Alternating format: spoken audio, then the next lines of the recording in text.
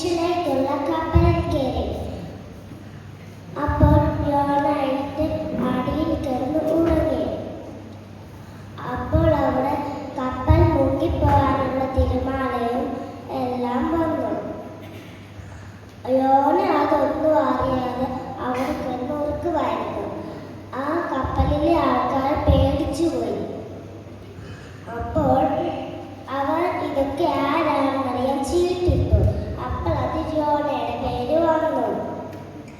അപ്പോൾ യോനനെ അവർ വിളിച്ചേപ്പിച്ചിട്ട് യോനോട് പറഞ്ഞു, നീ ദൈവത്തിനോട് ചെയ്ത ദുഷ്ടത കാരണം ഞങ്ങൾക്കും ആ ബലം കിട്ടി.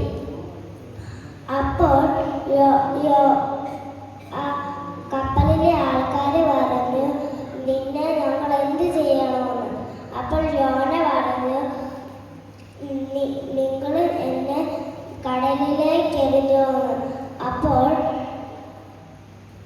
ആ കപ്പലിലെ ആൾക്കാർ യോനയെ കടലിലേക്ക് എറിഞ്ഞു. അപ്പോൾ അവിടെ യേശു ഒരു വലിയ തിമിംഗലത്തിനെ വിട്ടു. അത് കഴിഞ്ഞ് ആ തിമിംഗലം യോനയെ വിഴുങ്ങി. അപ്പോൾ 3 രാത്രിയും 3 പകലും യോന അതിൻ്റെ വയറ്റിൽ കിടന്ന് പ്രാർത്ഥിച്ചു. അപ്പോൾ യേശു പറഞ്ഞു യോനയോട്,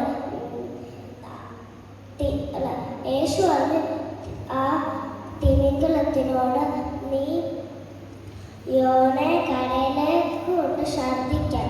അപ്പോൾ ആ തിമിംഗലം യോനയെ കരയിലേക്ക് ഛർദ്ദിച്ചു. അപ്പോൾ യേശു പറഞ്ഞു, നീ നിന്നേൽ പോയി പ്രസംഗിക്കാൻ.